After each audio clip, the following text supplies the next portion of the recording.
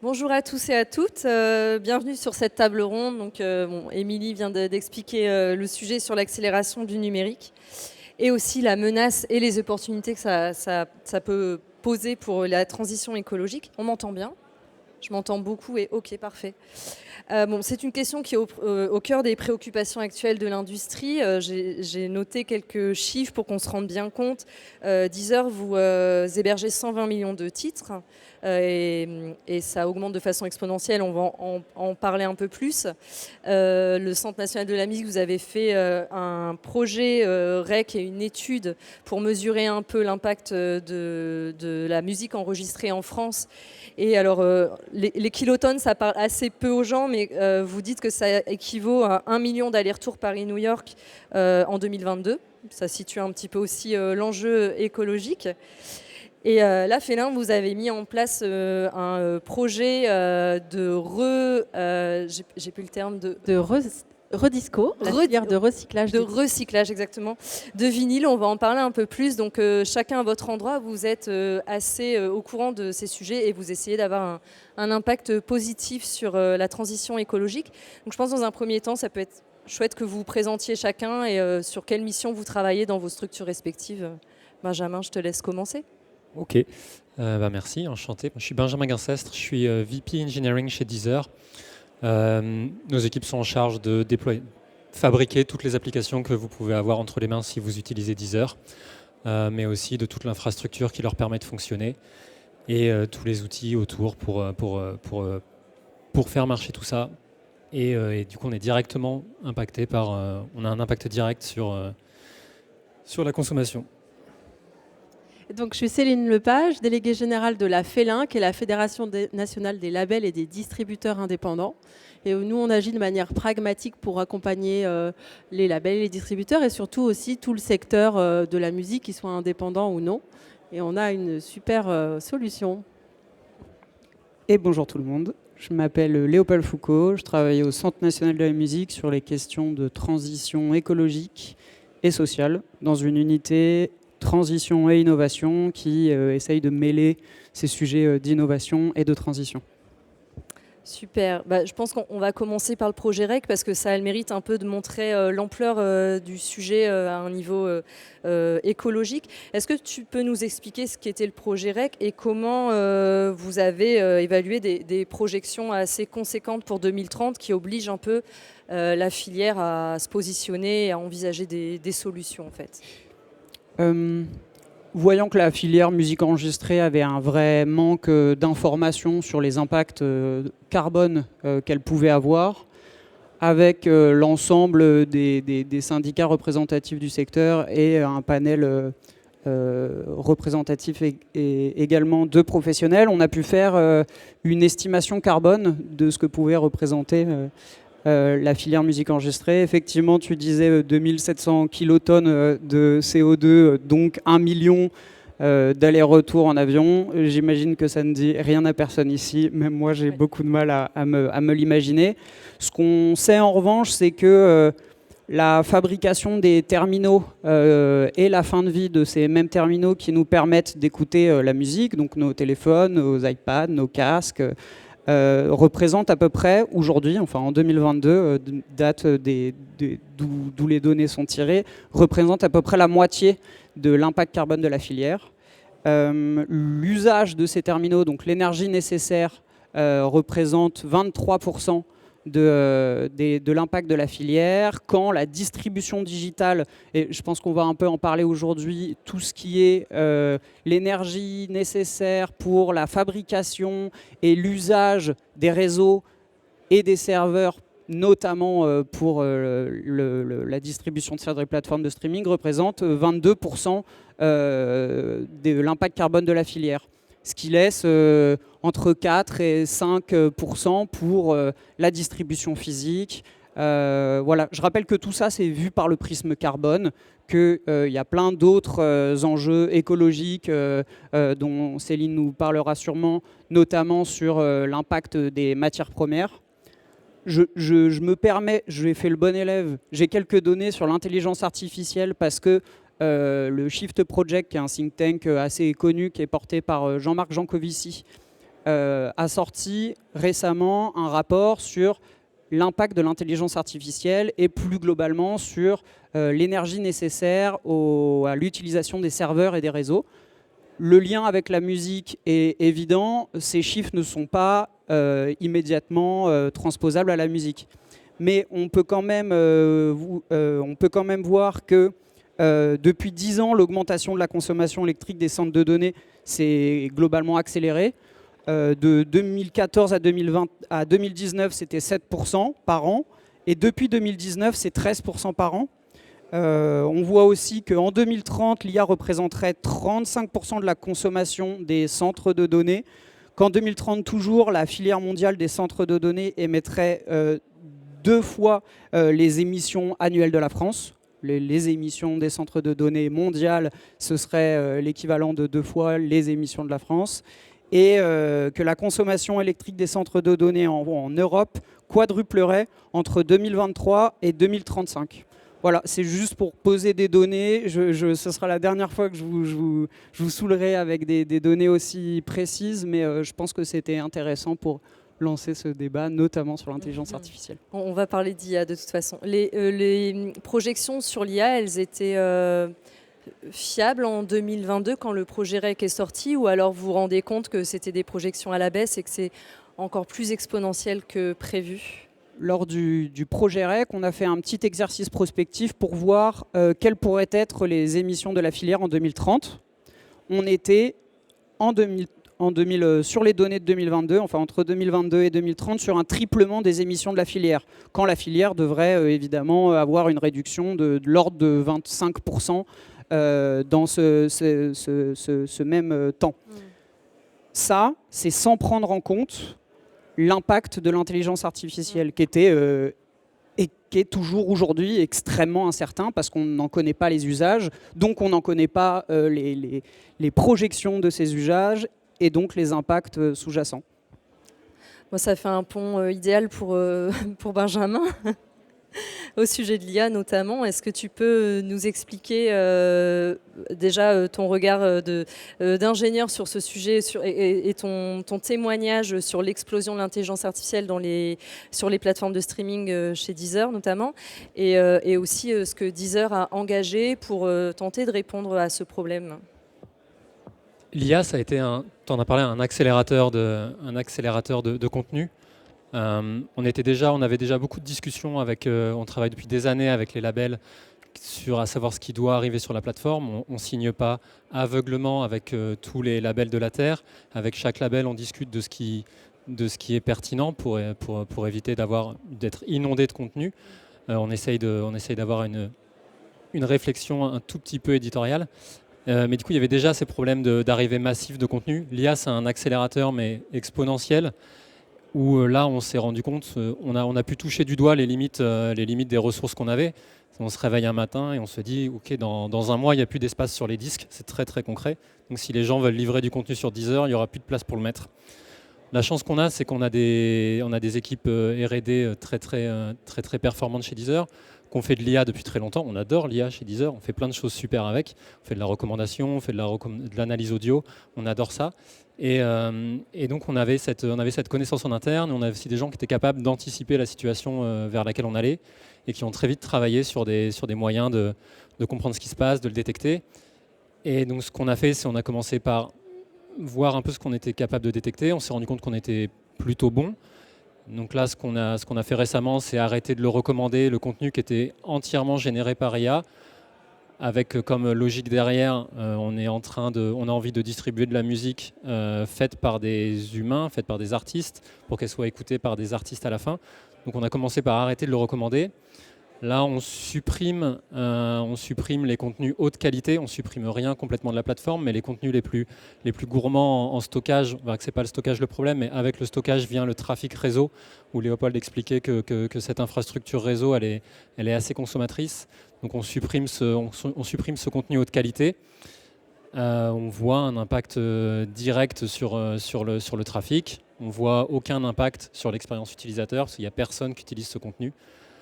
Et voilà, on va itérer là-dessus pour continuer d'essayer de se concentrer à faire rentrer du vrai contenu qui est écouté par des vrais gens à la fin. Et actuellement, c'est quoi le volume très concrètement sur C'est vrai qu'il y a des chiffres, c'est important. le moment où vous vous êtes dit il va falloir qu'on fasse quelque chose, c'était quoi le volume de morceaux IA? Je pense qui qu'à l'époque, arrivait. on était à 14-15%. Après, on a mis à jour aussi nos outils pour détecter. Donc, est-ce qu'on détectait très bien à l'époque? Mais on détectait autour de 15% d'IA qui étaient livrés sur un volume de 120 000 tracks par jour, pour rappel.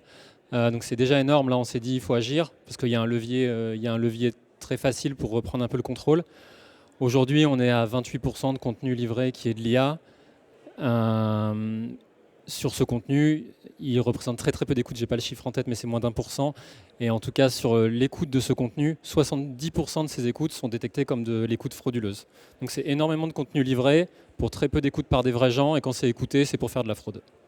Donc ça veut dire que les gens mettent des fichiers générés par IA et les font écouter par des robots pour toucher des droits dessus. Exactement, C'est en circuit court entre robots. c'est ça. Ok. C'est dystopique un peu.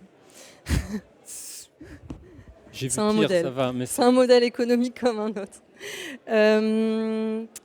Et tu disais justement, je trouve ça intéressant parce que j'en avais pas du tout conscience. On a tendance à se dire que Deezer, de façon très concrète, c'est des serveurs et que du coup, plus il y a de musique, plus vous devez acheter de serveurs et même d'avoir des énormes data centers.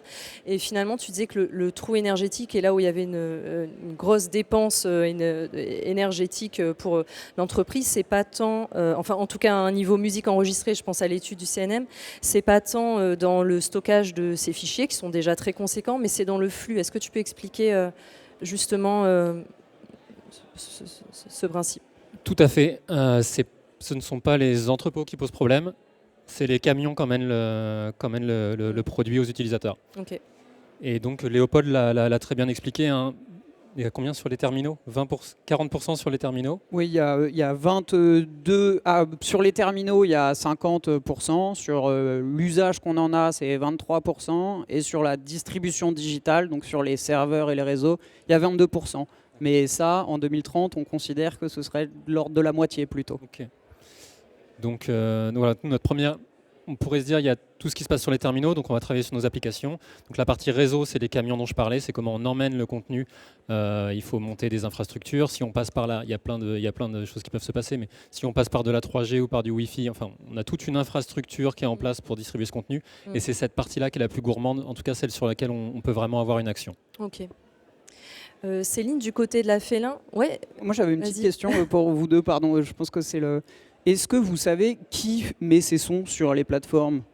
Qui met ses sons en 100% intelligence artificielle? Et est-ce qu'il y a aujourd'hui dans la filière, de ce qu'on en sait, des producteurs de musique qui produisent de la musique, enfin qui sont dans la filière musicale et qui produisent des sons 100% en IA? Ou alors est-ce que c'est De des façon complètement professionnels assumée, complètement extérieurs à la filière? Je ne sais pas trop, mais en tout cas, nous, on part du principe que à partir du moment quand même où il y a un humain derrière et qui a été dans un studio d'enregistrement et qui sort avec un producteur phonographique, on est un peu plus indulgent avec la notion d'utilisation de l'IA. En fait, c'est hyper dur parce qu'on ne peut pas juger tous les contenus. Et puis, vous le dites aussi très bien chez Deezer, à partir de quel moment est-ce qu'on étiquette une musique faite par l'IA? Enfin, c'est facile quand ça vient de Suno, parce qu'en fait, là, on est sûr que ça vient de Suno et que... En fait, aussi, il y a un problème, c'est que la musique générée par l'IA, elle va pomper de la musique préexistante. Elle n'invente rien. Donc là... quand c'est passé par Suno, on est à peu près sûr que ça utilise des catalogues, ça travaille sur des catalogues préexistants. Après, peut-être que l'artiste dans son studio, il a utilisé l'IA aussi parce qu'il a des logiciels, il a déjà enregistré des boucles. Voilà, c'est subtil, je dirais. Je suis d'accord. Nous, on a pris le parti de dire si c'était entièrement généré par IA. Donc, quelqu'un peut créer 50 pistes sur Suno, faire son mix, chanter par-dessus. Ça passera et ce cas-là passera. Je pense qu'il y a des gens qui se sont spécialisés dans produire du contenu, le distribuer assez facilement via des plateformes do-it-yourself. Je ne vais pas les nommer, mais il y a plein de plateformes où il n'y a pas besoin de passer par un label pour distribuer son contenu. Donc il y a des gens qui se sont spécialisés là-dedans, et ça existait bien avant l'IA. Enfin, et encore une fois, le degré entre un vrai artiste et une machine. J'ai des débats très rigolos là-dessus, mais c'est dur de faire la différence. Et il y a déjà des gens avant l'IA qui produisaient du contenu qu'on pourrait juger de très mauvaise qualité. Il y en a où c'est simple, les bruits de machine à laver, c'est toujours simple, mais je pense qu'on pourrait pousser le curseur même dans la musique, où on s'est tous dit en écoutant des morceaux, là sérieusement, ils n'ont pas vraiment bossé. Donc produire du contenu pour le pousser sur une plateforme, pour générer du revenu via des faux streams, c'est quelque chose qui existait avant. Encore une fois, l'IA, gros accélérateur de ces méthodes. Finalement, vous avez une approche pragmatique, ce n'est pas un jugement de valeur artistique du morceau que vous recevez, c'est plus de vous dire il n'y a aucune valeur ajoutée, on le stocke à 99,9% pour rien parce qu'il n'est même pas écouté, et on remarque que les morceaux écoutés le sont en plus par des robots, et c'est frauduleux. Ça c'est la chance qu'on a aujourd'hui. C'est pas un jugement artistique, finalement. La chance qu'on a aujourd'hui, c'est tellement évident que c'est complètement généré par IA et que c'est écouté par personne. C'est assez facile de prendre des décisions. Peut-être qu'à un moment, ce sera plus dur, mais là, ça va. Du coup, Céline, moi, je voulais te demander par rapport au projet REC et à l'étude qu'a menée le CNM, comment vous situez, vous, les labels indépendants sur ce diagnostic ? Est-ce qu'il t'a étonné ? Qu'est-ce que ça vous a appris et sur quelle piste vous travaillez au regard de ce projet ?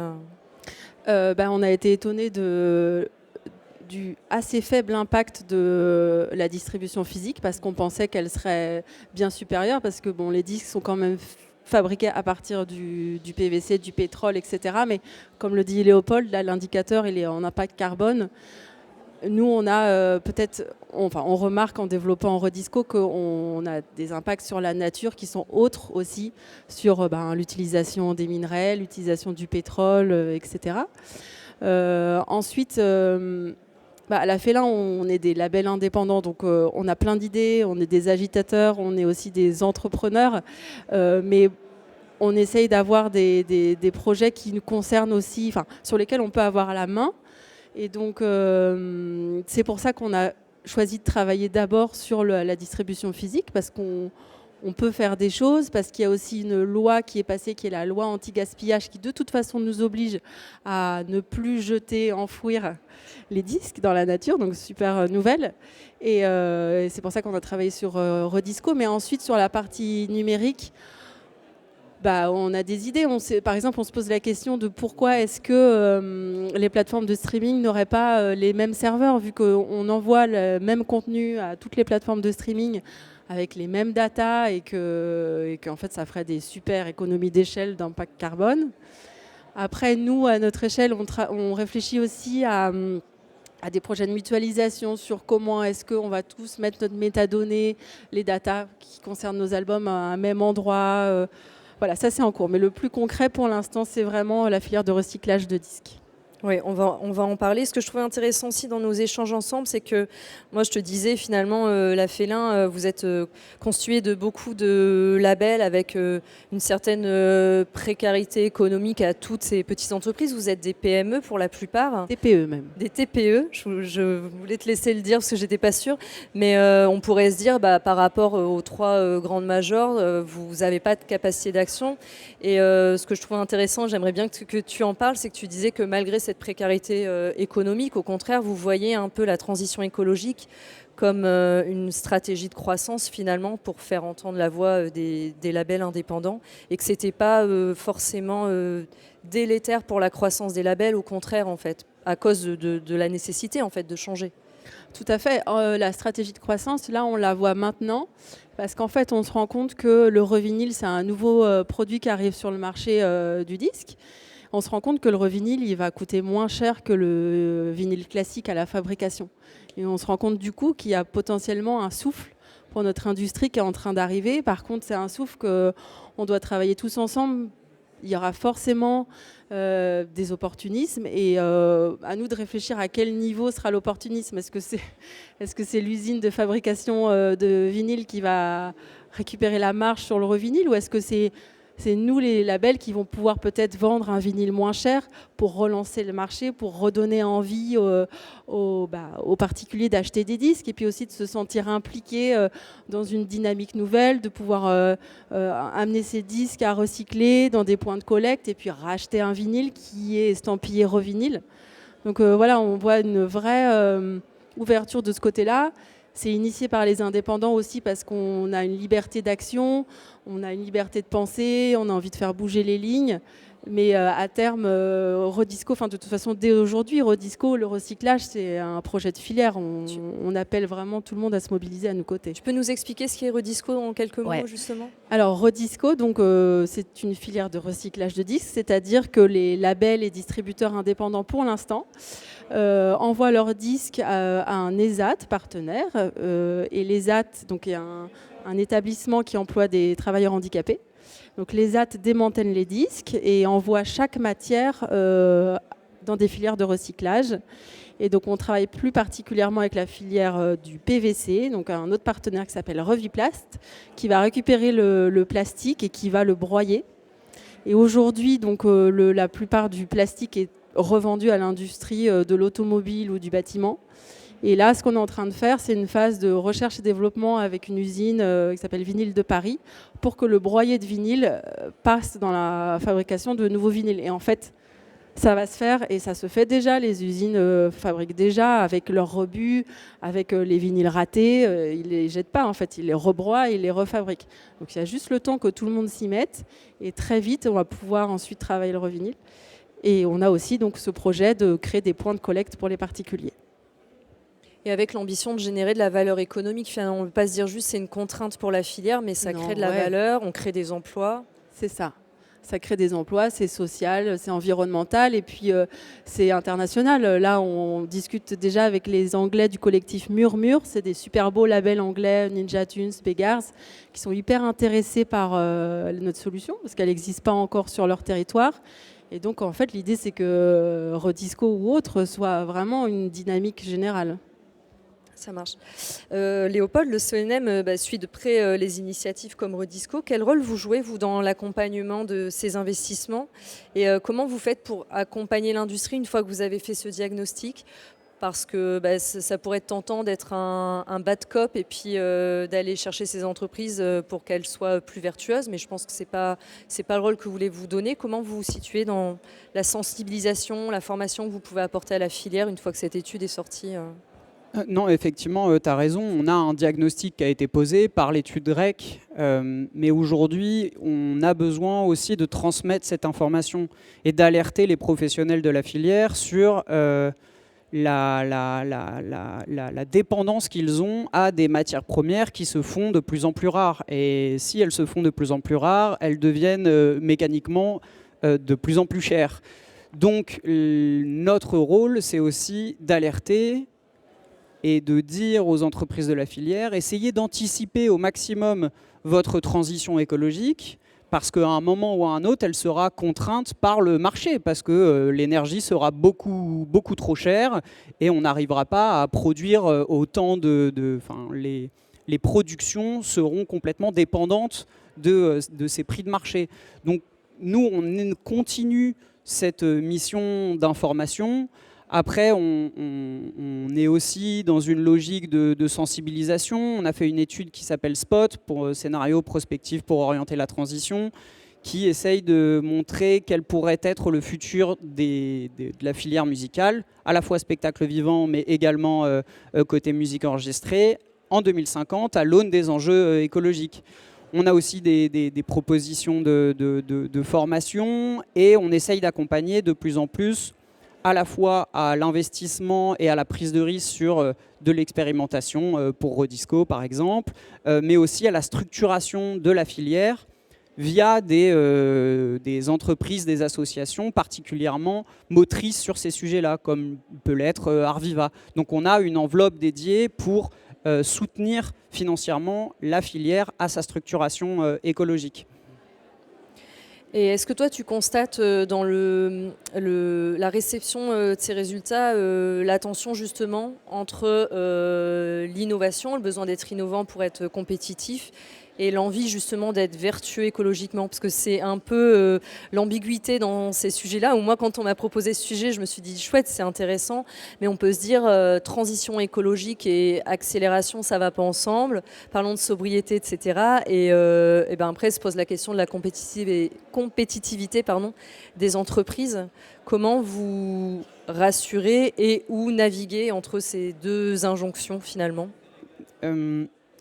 il y a un principe de la transition écologique où on ne va pas recouper, c'est quand même le renoncement. On va devoir renoncer à faire certaines choses, sauf que dans un marché, dans une filière collective, renoncer, si c'est fait de façon individuelle, c'est en fait céder à la concurrence. C'est céder une part de son idée à la concurrence.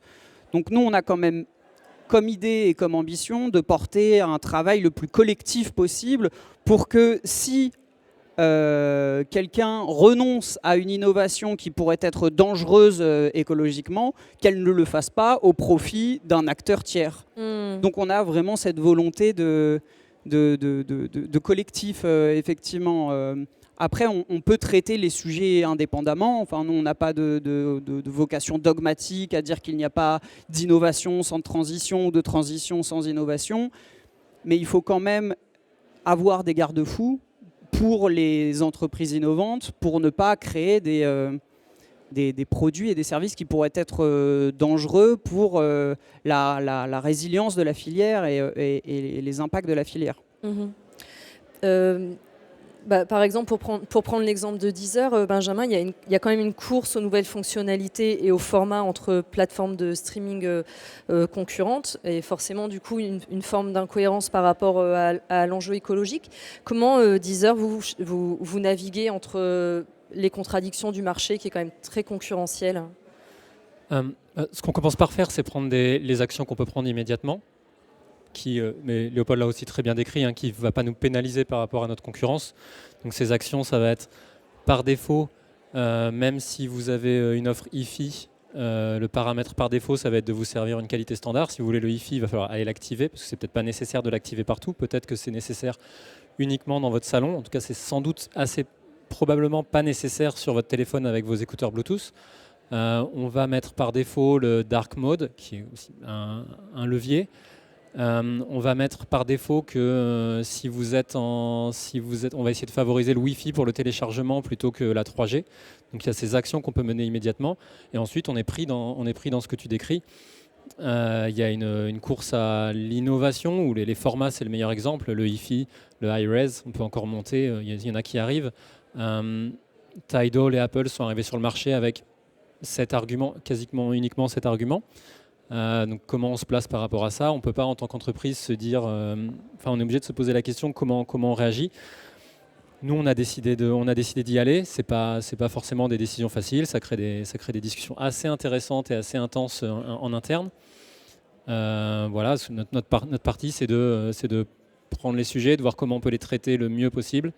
Et on est assez intéressé de pouvoir discuter de comment collectivement on pourrait effectivement prendre des décisions qui soient les bonnes, sans que ça impacte, sans que ça mette à risque notre croissance ou même notre survie, quoi. Collectivement, par exemple, ça pourrait être quel genre de discussion sur les standards, sur comment le fameux flux entrant-sortant pour que la musique arrive jusqu'à nos écouteurs? C'est ce genre de ça pourrait être exactement ça. Donc c'est difficile à mettre en place, mais ce serait... on pourrait dire que le standard, quand on sert de la musique à des utilisateurs qui sont sur téléphone et qui écoutent sur des écouteurs, faut pas envoyer du hi-fi. Il y a d'autres solutions. Et vous avez les moyens, vous, de savoir quels sont les terminaux utilisés et justement l'incohérence entre la qualité que vous apportez et comment elle est reçue dans le terminal pour pouvoir vous adapter? C'est des possibilités en R&D d'avoir ces informations-là? On peut toujours tout faire. Ce serait, si on nous demandait de le faire demain, ce serait forcément une situation un peu compliquée. Mais ce qui est sûr, c'est que si on le faisait tout seul, ce serait un investissement énorme avec un risque de perte pour notre business. Si on doit tous le faire et qu'on a un calendrier commun, au moins, on peut tous investir sur les mêmes technologies et à la fin, tous s'y retrouver. Ça marche. Léopold, tu parlais de la musique enregistrée. Vous avez fait ce même travail, c'est ça, sur... pardon, je voulais dire spectacle vivant. En te voyant, je me suis dit, j'ai mélangé mes mots. Et vous vous êtes rendu compte quand même que la musique enregistrée avait un certain retard par rapport au spectacle vivant. Comment tu l'expliques? Oui, alors... De transition. Oui. Effectivement, on peut remarquer que la musique enregistrée a un certain retard. Enfin, on commence tout juste à avoir sur ces rencontres professionnelles des sujets transition écologique, musique enregistrée, alors qu'il y a déjà 3-4 ans, au MAMA, c'était plutôt les questions de live qui s'intéressaient à la question de la transition écologique. Ça peut s'expliquer assez facilement, à mon sens, en tout cas c'est mon intuition. Le live a été particulièrement victime du changement climatique. Il y a tout un tas de festivals qui ont annulé des éditions ou une journée pour des raisons climatiques. Et forcément, quand on est victime de quelque chose, on s'en occupe beaucoup plus rapidement que quand ce sont les autres qui en sont victimes. Enfin, c'est un réflexe normal. C'est très concret. C'est très concret. Pendant le Covid quand même, la filière musique enregistrée s'est un peu rendu compte qu'elle était dépendante de certaines matières premières qui ont été trustées par la sortie d'un album d'une star internationale il y a eu une pénurie de matières premières pour la fabrication des vinyles. Donc là, la musique enregistrée s'est un peu dit, en fait, on n'est pas tant résilient que ça sur ce sujet-là. Après, de ce que je vous ai décrit tout à l'heure comme composition, comme profil carbone, en fait, la musique enregistrée ressemble beaucoup plus à une industrie numérique comme une autre qu'au spectacle vivant.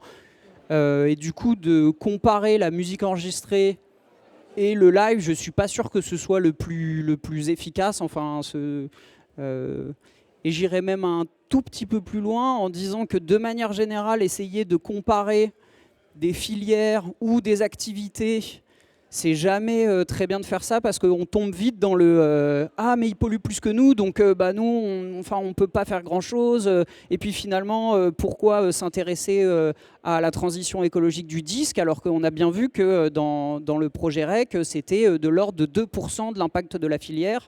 À force de vouloir comparer à d'autres filières et d'autres activités, finalement on est dans un immobilisme.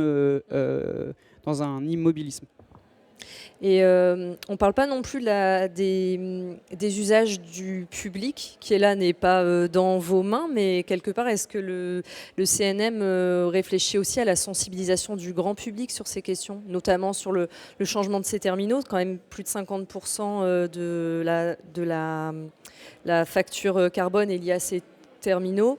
Là, on est sur des sujets d'industrie qui dépassent même la filière, mais est-ce que c'est des axes que vous étudiez, tout ce qui est sensibilisation publique et industrielle? Oui, forcément. Mais les personnes qui ont ce lien particulier avec le public et qui peuvent avoir une action d'influence, une action prescriptrice. Merci. Oui. C'est les artistes.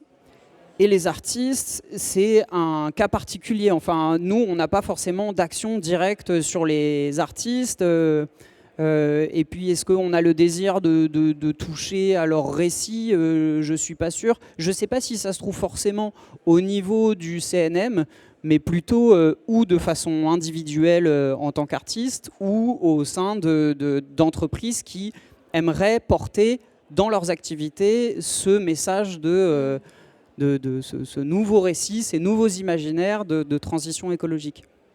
Céline, tu as peut-être un avis, toi, sur cette question, justement, à travers les maisons de disques? Effectivement, on s'est aussi rendu compte, enfin, on le sait tous, que pour parler au grand public, vraiment, il faut que les artistes s'engagent. Et nous, c'est ce qu'on attend d'eux sur l'Eurovinyle. On attend que les artistes s'engagent. Aujourd'hui, il y a plein de disques qui sont déjà faits en revinyle. Je vais balancer, mais le Zao de Sagazan, la dernière édition, il est en revinyle, mais elle n'en a jamais parlé. Alors certains le disent un petit peu en note. Voilà, enfin, après, il y a des sites comme Big Wax qui notent quand le... Bon, mais c'est pas suffisant, il faut que les artistes s'engagent, tout à fait. Comment ces initiatives d'éco-responsabilité, elles sont reçues par les labels indépendants? Très bien. Après, pour eux, ce sont pour l'instant des outils. Alors, les labels indépendants sont multifacettes, donc certains s'engagent déjà depuis le premier jour de leur création, travaillent avec des associations de sauvegarde des océans ou testent des vinyles faits en coquilles d'huîtres. Voilà, et d'autres n'ont pas le temps et juste utilisent les outils. Donc c'est vraiment disparate. Après, nous à la Félin, on a fait une fiche, si ça vous intéresse, une fiche pratique sur les bonnes pratiques à mettre en place dans son label, dans son entreprise. Alors ça va du fournisseur d'électricité, en passant par les usines de pressage en France, les CD promos. Voilà, il y a des petites actions qui sont listées dessus. Et est-ce que toi, je connais la réponse, mais je te la pose comme ça. Est-ce que toi, tu vois tu identifies des formations pour que collectivement vous vous améliorez donc au sein de la Félin, mais aussi pour les maisons de disques qui. Oui, ça c'est ce qui manque en ce moment. Je sais que c'est quelque chose qui te tient à cœur. Voilà. Pour les maisons de disques sur la musique enregistrée, il existe une fresque du climat, une fresque du numérique. Nous attendons l'outil pour la musique. Je te dois des mails, c'est bon, je le dis devant tout le monde. Parce qu'il y a un vrai besoin de formation, c'est vrai, d'information. Alors il y a l'étude REC qui est là, voilà, mais il y a besoin de ressources et de formation, ça c'est sûr. L'information est effectivement là, on essaye de la diffuser, mais maintenant il y a une action de montée en compétences qui est fortement attendue et effectivement on travaille ce sujet-là de comment amener les professionnels à se former et de rencontrer en face de ce besoin une offre qui n'existe pas encore aujourd'hui. Benjamin, si je reviens sur le sujet de l'IA, qui est quand même la grosse part, en tout cas exponentielle, qui monte, t'en parles beaucoup. Est-ce qu'à l'avenir, on peut envisager des choses plus radicales comme arrêter alors refuser l'IA, puisqu'actuellement vous ne le refusez pas, vous le silenciez, on peut dire? On ne le recommande pas. Voilà, c'est ça. Vous découragez les producteurs d'IA de vous les fournir. Mais ça pourrait être aussi écrémer le catalogue non écouté. En fait, gérer toute cette longue traîne qui prend de la place, même si on sait que cette place, c'est pas aussi important que le flux, mais quand même. On parle quand même de plus de 100 millions de morceaux, donc ça doit quand même être assez conséquent en termes de stockage. Est-ce que ça pourrait être des pistes, d'envisager des actions plus radicales à ce niveau-là, de nettoyage? Du nettoyage, on en a fait par le passé. Donc sur le contenu non écouté, j'ai parlé du noise tout à l'heure, donc les machines à laver, les sèche-cheveux, tout ça, on a retiré. Vous pourrez toujours en trouver, on n'arrive pas à tout enlever, mais on a déjà fait ça.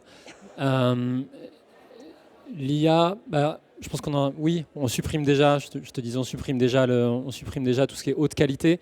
La haute qualité, c'est encore 70% du stockage. Si on enlève le Hi-Fi et qu'on garde les résolutions un peu plus basses, on a déjà enlevé 70% du stockage. Aller plus loin, évidemment. Après, est-ce qu'il ne faut pas aller chercher d'autres aspects? Je reste sur le IA ou pas IA, du contenu qui n'est pas écouté, qui n'est pas de vrais artistes. Il y a des choses à faire. Et aussi ce qui est écouté par des robots. La fraude, ça reste quelque chose de problématique. On a mis pas mal d'actions en place chez Deezer. On a un système de rémunération qui empêche qui limite la fraude de plein de manières différentes. Et parce que vu que ce qui coûte, c'est le réseau, s'il y a des robots qui se mettent à écouter du contenu, là, ça nous pose un problème en termes d'empreinte. Donc supprimer le contenu qui génère vraiment de la fraude, c'est quelque chose qui peut être intéressant.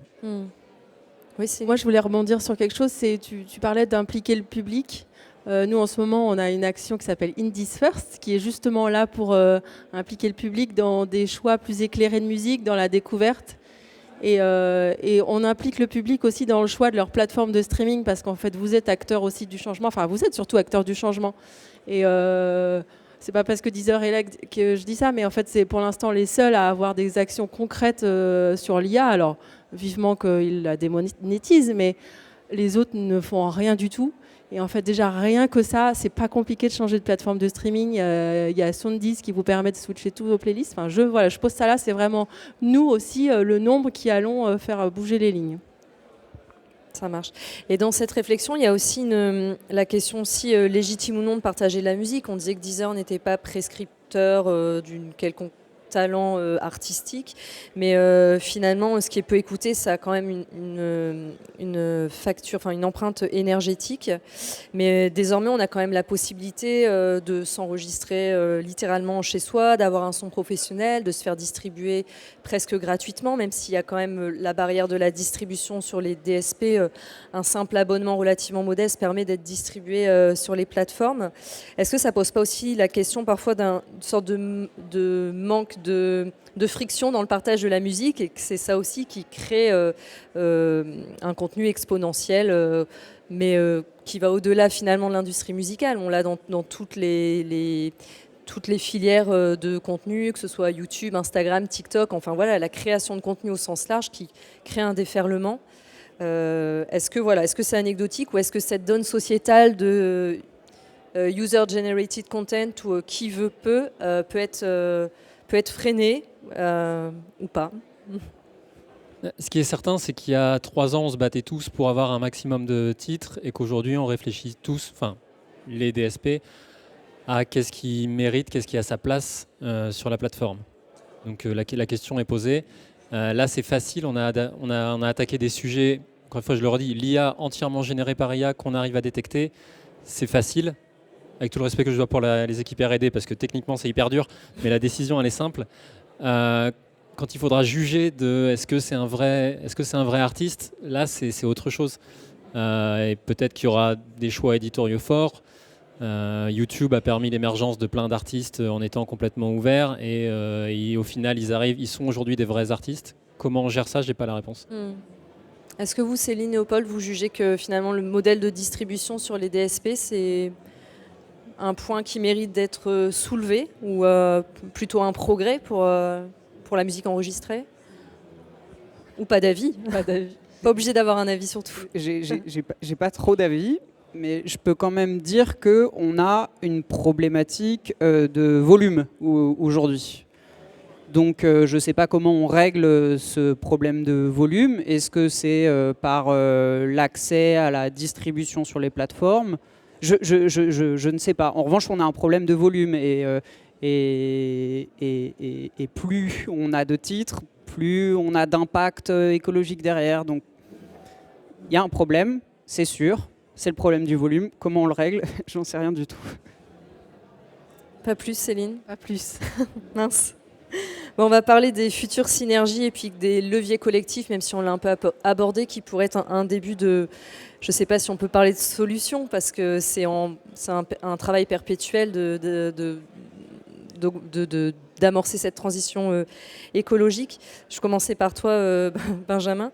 Si on se prend à rêver, Céline en a parlé, est-ce que dans les économies d'échelle version écologique, un catalogue unique pour tous les DSP, ça pourrait réduire drastiquement la facture? Est-ce que c'est un horizon envisageable, ou pour l'instant une douce utopie? Un catalogue unique, réduire drastiquement, non. Merci de faciliter la question. Réduire, oui, sans doute. Le catalogue, après, il est dupliqué à plein d'endroits pour être servi au plus près des utilisateurs. Donc, il y a des technologies entre le catalogue et l'utilisateur où ça pourrait être intéressant de mutualiser. Techniquement, c'est compliqué, et ça met quand même un peu la question de la performance et de la qualité du service.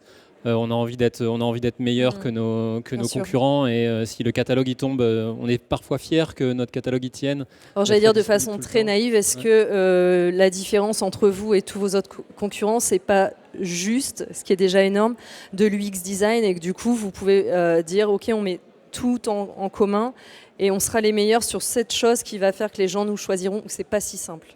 C'est pas que ça. Je pense que c'est pas loin d'être vrai, mais c'est pas que pas ça. Tout à fait, ouais. Ok. Parce qu'il y a des sujets peut-être très techniques, de mise en cache, Exactement, ces choses-là un peu... On pense qu'on peut être meilleur que les autres sur la mise en cache, et donc via cette mise en cache, que le temps pour qu'un utilisateur ait accès à son contenu soit meilleur, que ce soit plus fluide. Voilà, on pense qu'on a des choses à montrer là-dessus. Et ça nécessite ses propres data centers, par exemple, son infrastructure individuelle. Ouais. Ok. Est-ce que ça veut dire que le salut il va surtout se situer à un niveau législatif presque, qui vous dépasse, pour contraindre un peu le marché global sans risquer, vous, d'être lésé? Sur le réseau, ça paraît quand même être un levier qui pourrait fonctionner. En tout cas, on a eu la discussion en effet tout à l'heure. À partir du moment où il y a un avantage à dire qu'on est capable de fournir du contenu plus lourd, c'est dur de ne pas y aller. Est-ce que légiférer, c'est la seule solution? Je ne sais pas, mais en tout cas, ça nous simplifierait la tâche à nous qui sommes un peu plus petits, qui ne pouvons pas nous permettre de prendre ce risque. Encore une fois, des investissements assez lourds pour à la fin une expérience qui peut être vendue comme, je précise bien, mais moins bonne. C'est des risques qui sont durs à prendre. Et je rebondis sur ce que tu dis, mais j'imagine que c'est le sujet auquel réfléchit beaucoup le CNM en tant qu'institution étatique, je ne sais pas si on peut le dire comme ça, mais voilà, faites partie un peu des institutions sur cette verticale de l'industrie musicale, mais finalement il y a des institutions pour pas mal d'industries françaises avec leur propre organisme. Est-ce que ça ne pose pas les questions à un niveau français-européen de souveraineté, et dès lors qu'on arrive à plus de souveraineté, on sera en capacité de consolider l'industrie sans léser les entreprises à un niveau individuel. Voilà, je reviens beaucoup là-dessus parce que j'ai l'impression que c'est un peu le nœud du problème aussi, c'est que tout est globalisé et qu'il faut que chacun se réunisse et soit l'ajout collectif pour pouvoir changer les choses. Comment le CNM réfléchit à ces questions Oui, effectivement, il y a une problématique de pouvoir, c'est-à-dire qu'on peut réunir qui on veut autour de la table, des entreprises importantes autour de la table. En fait, elles ne sont pas tout à fait décisionnaires non plus dans leur choix, qui est plutôt fait aux États-Unis ou en Chine. Donc oui, forcément, il y a un problème de souveraineté à un moment. Après, j'ai l'impression que depuis tout à l'heure, on essaye beaucoup de chercher des solutions. Et j'aurais adoré vous donner des solutions, mais on n'en est pas tout à fait là encore. On ne s'est pas tous assis autour de la table. On est en train de le faire, de s'asseoir, d'asseoir ensemble la filière autour de la table pour trouver des solutions très concrètes. Mais tu parlais de est-ce qu'il va falloir réglementer ? Mais sur quoi ? Enfin, on n'en est pas encore là. On a posé un diagnostic, on sait qu'il y a des problèmes de volume, on sait qu'il y a des problèmes prospectifs, on sait qu'il y a des problèmes de souveraineté. On n'a pas encore réussi collectivement à répondre à toutes ces problématiques-là. Mais c'est un travail qu'on entreprend activement. On a régulièrement, on se réunit, l'ensemble de la chaîne de valeur de la filière se réunit pour discuter de ces sujets-là. On n'est pas encore arrivé à avoir ce qu'on pourrait appeler des bonnes pratiques ou des leviers d'action très efficaces. Si on en avait ça, tout de suite, j'aurais adoré vous les donner. Pour l'instant, ce n'est pas encore le cas. Ok. Céline, il me semble que tu voulais rebondir là-dessus. Je voulais dire la même chose, le fait que les sièges des grosses entreprises ne sont pas en France, souvent pas en Europe, et que compliqué. Voilà. Ok, j'avais l'espoir qu'on règle le problème en 1 heure de panel, mais tant pis. Bon, déjà, on répond au moins à la question en disant qu'en effet, il y a quand même une menace de submersion, on va dire, par la musique enregistrée. Et puis voilà, cette montée du numérique, c'est même plus une montée, c'est exponentiel. Ça, je pense qu'on a bien compris. Et donc, je ne vais pas vous demander si on est dans la technosolution ou la décroissance. Ce serait aussi hasardeux de répondre à cette question, mais c'est vrai que c'est tentant de la poser en fait en ces termes. Et je trouve que c'est tentant de la poser dans n'importe quel sujet qui parle à la fois d'écologie et de croissance économique finalement. À ça, on peut quand même répondre que pour ce problème très important qu'est le réchauffement climatique et les problèmes écologiques de manière générale, il faut faire feu de tout bois. C'est mal choisi comme expression, mais et qu'il va falloir forcément renoncer à certaines choses, forcément, mais qu'il ne faut pas non plus se dire que l'innovation est forcément mauvaise et que les gains écologiques qu'on pourrait avoir grâce à une meilleure efficacité de certains services, c'est vraiment important de faire les deux, de ne pas juger la technologie uniquement sur ce côté traumatisant écologiquement. On est obligé d'avoir une vision où il faut forcément miser un peu sur la technologie. En tout cas, on ne peut pas se dire par dogme, non, le technosolutionnisme, ça n'arrivera jamais. En fait, peut-être que si, peut-être. Mais dans le même temps, on ne peut pas dire ne renonçons à rien, continuons comme on fait, et puis il y aura une solution technique. C'est pas vrai. On peut prendre quelques questions si vous en avez dans la salle, c'est le moment. Il y a un micro qui peut circuler. Personne n'a de questions? Ah. Sûr? Bon, mais je peux continuer, hein. J'ai encore plein de questions. Je me disais, Céline, on en a parlé en entretien, mais c'est intéressant de voir qu'il y a que c'est des initiatives que vous prenez en commençant sur le vinyle, mais que ça pourrait s'épandre sur d'autres dimensions. Le CD, par exemple, c'est un peu plus compliqué de le recycler, c'est ça? Ouais, pour l'instant, c'est pas possible parce que dans le CD, il y a une plaque d'aluminium qui, en fait, enlever cet aluminium est déjà... Enfin, se fait pas en France, il faut envoyer les disques en Italie si on veut l'enlever. Et donc, on oublie l'impact carbone, l'aluminium, tout ça. Donc, pour l'instant, c'est broyé et c'est quand même réutilisé dans une industrie qui s'en sert pour faire des tuyaux, etc. Donc, c'est pas perdu. Mais effectivement, on n'est pas encore parti sur un CD recyclé. Ça marche. Je pensais à des transversalités avec une verticale que nous, j'ai pas présenté ma structure, ma Eura Créative, où on accompagne aussi le secteur du jeu vidéo, on connaît bien, ça va être tout ce qui est éco-conditionnalité des aides, qui devient une obligation côté CNC, Centre National du Cinéma, et qui en gros oblige je sais pas si on peut dire oblige, c'est pas très joli, mais qui oblige, qui conditionne les aides du CNC avec l'éco-conditionnalité. Est-ce que c'est quelque chose qui pourrait être une forte incitation du CNM à terme? Il me semble que vous en faites déjà pour le droit de tirage, c'est ça? Est-ce que c'est une piste aussi pour inciter les entreprises à prendre le sujet à bras-le-corps? Ou est-ce que c'est un peu trop bad cop en l'état du diagnostic pour la musique enregistrée?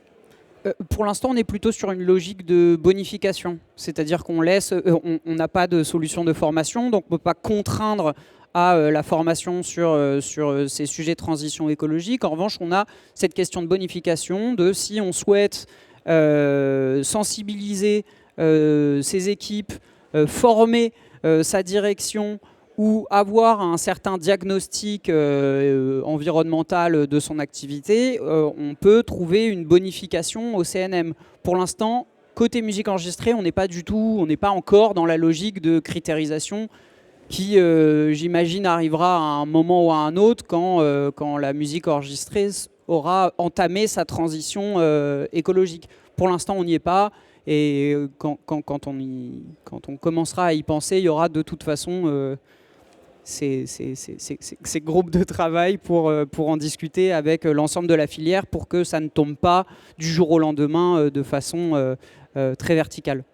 C'est quoi du coup très concrètement les prochaines étapes pour le CNM pour rebondir justement sur le projet REC? Eh bien, il faut effectivement... cette table ronde nous a ouvert beaucoup de questions, forcément. L'idée, c'est d'y répondre, essayer de trouver des solutions. On avait appelé ça un guide de bonne pratique pour les producteurs et les distributeurs, pour savoir, une fois qu'on est formé, sensibilisé et qu'on sait à peu près ce qui se passe au sein de notre entreprise, quels sont les impacts de notre entreprise, quelles sont les actions à entreprendre. Ça, je pense que c'est quelque chose de très important qui, l'année prochaine, nous permettra de faire cette table ronde et d'aller un tout petit peu plus loin, en tout cas de répondre aux questions que tu nous poses aujourd'hui. Il y a aussi cette question de la formation, très clairement. C'est pas possible que pour une filière aussi importante que la musique enregistrée, il n'y ait pas de formation qui existe sur les questions de transition écologique. Ça me paraît absolument essentiel d'avancer là-dessus. Donc cette question de mise en action et de formation. Tu parlais typiquement du jeu vidéo, en tout cas de l'audiovisuel, qui est un secteur qui pourrait presque se rapprocher plus de la musique enregistrée que le live finalement. Oui. Certains outils existent déjà dans l'audiovisuel de diagnostic. Donc quel est l'impact du tournage de mon film ? Il me semble qu'il pourrait être intéressant et très peu difficile d'adapter ces outils aux clips qui, par exemple, ressemblent beaucoup à un tournage de film. Donc pourquoi pas adapter ces outils qui existent déjà. Ça paraît être quelque chose de facile et très efficace à faire. Toi, Céline, c'est quoi les actions futures pour la Félin sur le sujet de la transition écologique ? Déjà, Rodisco nous prend pas mal de temps. Après, la fédération, notre ADN, c'est aussi beaucoup... on a plein de choses à faire pour les labels indépendants sur tous les pans. Oui, donc, il y a la découvrabilité, l'émergence des artistes, la distribution. Enfin, voilà. Pour l'instant, on est pareil dessus, puis on attend la formation. Donc, si on peut se donner une échéance à l'année prochaine, dire c'est bon le revinyle, la formation, c'est OK. Voilà. Et je crois que tu avais une question au fond de la salle. Il y a une dame qui a levé la main, mais elle l'a baissée. Ah bon. Je vois pas. Non. Elle s'est ravisée. Tant pis. Et j'allais conclure avec toi, Benjamin. C'est quoi les sujets du moment pour Deezer d'un point de vue transition écologique Nous, on va continuer de travailler fort sur essayer d'avoir dans notre catalogue de la musique faite et écoutée par des humains. Il y a encore vraiment beaucoup de travail, il y a énormément de place. J'ai l'air un peu monomaniaque là-dessus, mais je pense qu'en enlevant tout le bruit, il y a toute une bande où il n'y a aucun humain dans la boucle qui peut partir et faire énormément de bien. Ensuite, dans les cartons, on a évidemment des applications plus sobres. C'est dur de trouver le temps, c'est dur à faire, mais... je rêve toujours d'une application qui se limite à une librairie et à une search. On sait l'impact que ça pourrait avoir. Et là, on irait chercher vraiment les devices dont on parlait tout à l'heure, que personne n'ait, je pense que c'est assez rarement le cas aujourd'hui, mais que personne n'ait à changer de téléphone pour Deezer. Ça reste des actions, d'un levier qu'on doit continuer de creuser. Et je pense qu'il y en a, ça doit arriver de temps en temps quand même sur les vieux téléphones. On peut aller plus loin. Ça marche. Écoutez, il reste 5 minutes, mais je pense qu'on peut conclure comme ça, sauf s'il y a une question de dernière minute dans l'audience. Non, pas de question. Merci beaucoup, Benjamin, Céline, Léopold. Merci à tous. Je n'ai pas parlé de ma structure, mais on est Eura Créative. On a un stand juste quand vous sortez, vous allez nous voir directement. On est un hôtel d'entreprise incubateur, accélérateur pour la musique tech en région lilloise. Et puis on sera très content de vous présenter notre structure. Voilà. Bon Mama, merci beaucoup.